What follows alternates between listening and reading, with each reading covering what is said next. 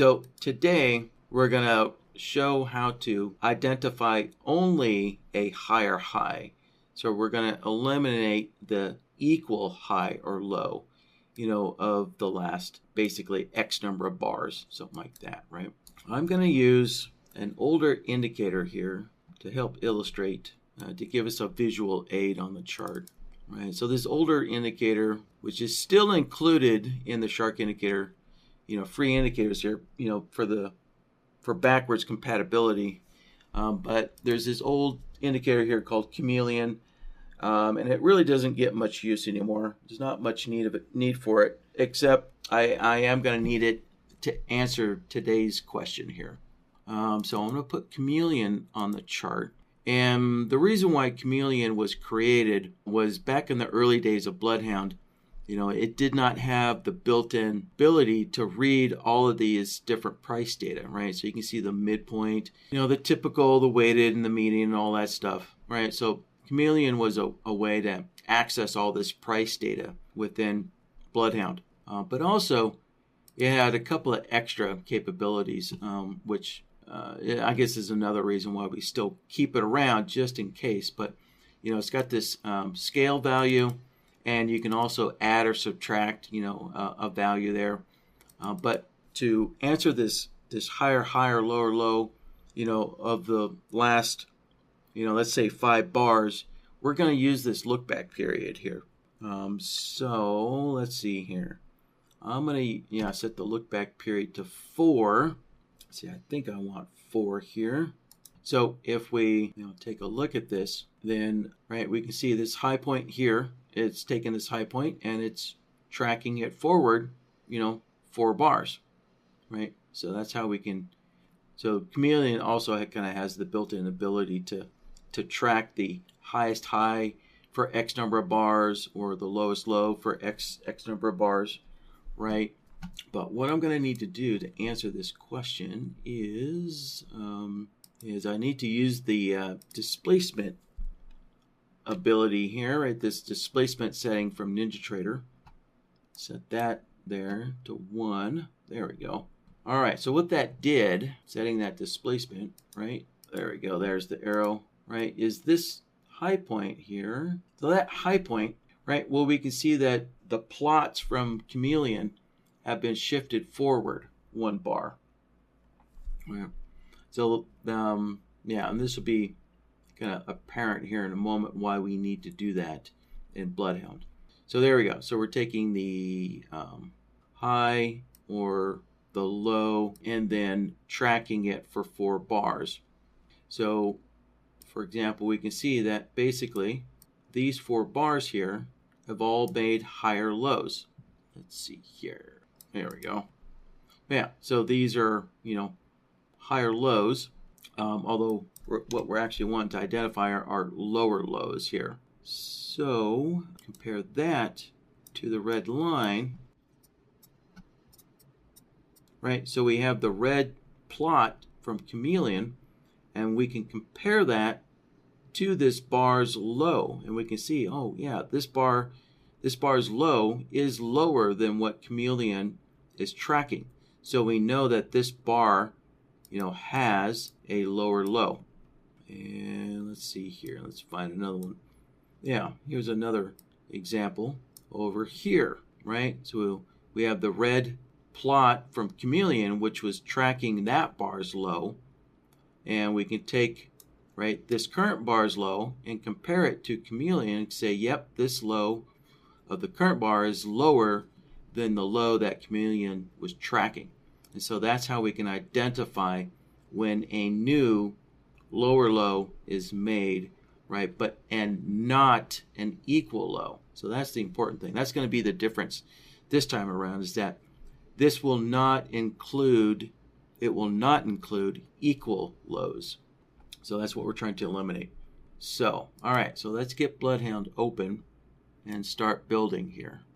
So what we're doing here is we're doing a comparison, right? We're comparing the plot value from Chameleon to the bar value.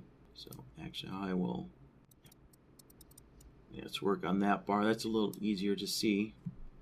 right? So we're comparing the plot value of an indicator, Chameleon, to the bar's actual low price.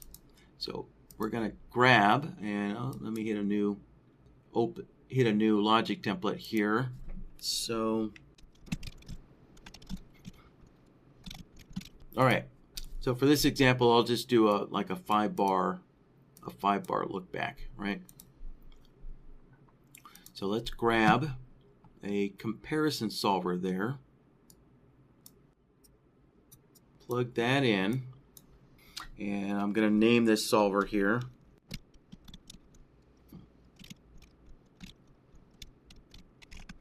Okay, so there's some kind of a name here. So, right, so I'm comparing the higher the low price basically to the previous 4 bars. Actually, I guess that should be higher high or lower low of the last 4 bars. All right, so input A, that's going to be looking at the current bar's low. Right, so this is our bar here, right? So yeah, input A is going to be the low and the high of the current bar. So to do that, we need to change the input type to price, and now we have price data available to us, right? So let's generate a long signal when a new higher high is made, and a short signal when a new lower low is made. All right. So for the long signals, we're going to be using the high, right? So when we get a new higher high, we'll get a long. And for short signals, we're going to use the opposite, which will be the low price there. All right, now input B, that is going to be our Chameleon indicator here. Right. So let's go find Chameleon. And so again, that's in Shark Indicators Tools, and there's Chameleon. There it is. And so in Chameleon, if you remember, the way I set it up on the chart is we have a look back period of 4, like so. And now we have to figure out which plots are we going to use. So, we determined that when a new higher high is made, we're going to generate a long signal using the high prices. And we're going to generate a short signal using the low prices. So if a new lower low is made, we're going to generate a short signal. Okay. Now, all right, yeah, if you do get this, so this occurs every once in a while, some kind of multi-threading thing we're trying to figure out.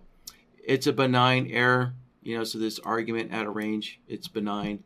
It only happens when you load it in to the solver. So now something has changed a while back with Ninjas. So we're still working on it. But the point being, all you got to do is just reload the chart and it goes away. Right? So it's just a one-time occurrence and then it goes away. Okay. So we have Chameleon loaded into input B. Now, if you remember, when I put Chameleon on the chart, I set the displacement to 1. Right? So if I open up my indicators list, select on Chameleon, inside the visual column here, right, the displacement, I set it to 1. Right? Now, again, that's important because we needed to take we needed to take the high and shift it forward, shift it forward 1 bar. So that's how we're able to make this comparison, right? Is we're taking this low. Actually, here's probably a better example. All right, let's look back a couple of bars here. Right? So hopefully you can see that red line there on top of the bar, right? So that low plot is coming from this bar. So if we want to figure out, is this bar making a new low here of the last 4 bars? Well, yeah, so we need to take that new low from the prior bar and shift it forward onto the current bar. And so now we can make this comparison, right? Because, because we shifted that forward. And that is what the displacement is doing, right? Is taking the previous bar's data and shifting it forward one bar. So now all the data is on the current bar. For input B, we're going to set that displacement to 1 there. Right? So this displacement is doing the same thing that's happening on the chart, where it's taking Chameleon and displacing it forward 1 bar. And that's it. That was the last step there, was getting that displacement in there. So now we can see, right, whenever there's a new low made, right, we're going to get a short output. So we can see all these bars are making lower lows, right? And then right here, right, this is not a lower low, right? This low is slightly higher than the previous bar. And let's see, yeah, so here's a bunch of higher highs being made here. Now, let's see here. Yeah, I'm trying to figure out, is this an equal high right here on this bar?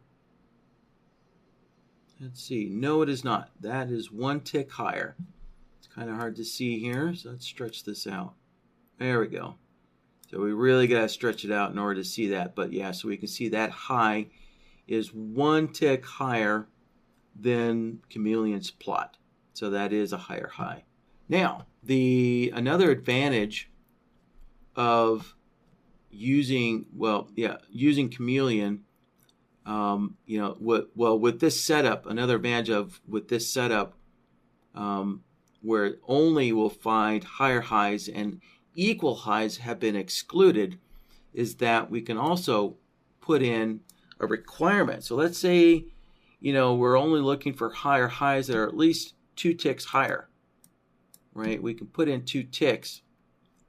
And so now, right here, right, we know that this was only 1 tick higher. And so now this has been removed or excluded. And only higher highs that are at least 2 ticks higher are included. So, and if we want to go a little higher, let's see if it's 5 ticks. Don't. Yeah. So there we go. So this one was excluded now. That was not 5 ticks higher. But yeah, we can, let's see. Yeah, so that's obviously 5 ticks higher, and that's 5 ticks higher there.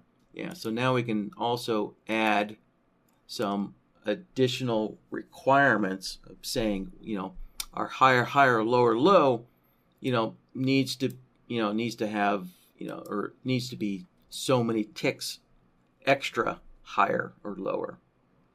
Let's go back here. Let's see here. Yeah, so even right here, this is more than 5 ticks lower right there. So, okay. So that does it for the first question there. Okay, yeah, so Dan's got a good logical follow-up question here, which he's asking, so for input B, why couldn't we use the price input, right?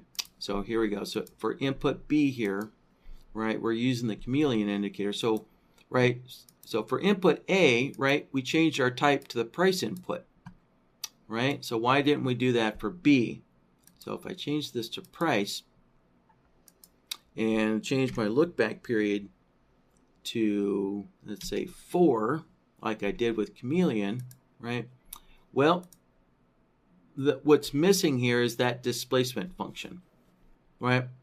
So, when Jeremy added this, he did not think about including that displacement ability.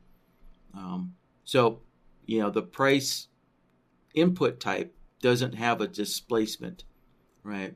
So that's why comparing price to price will always find an equals, right? Because input B includes the current bar, right? So since there's no displacement, yeah, input B includes the current bar. So in order to get that to work, right, that's why you have to use A equals B in order to get input A price to input B price to get this to work, because input B includes the same bar as input A because there's no displacement function. Right? So yeah, so that's why if we want to strip out this A, if we want to strip out the high equals, the previous higher highs or lower lows, if we want to strip out that equals condition, then we have to go to an indicator, and now we have that displacement ability there, or that displacement setting. So, okay, yeah, so there we go.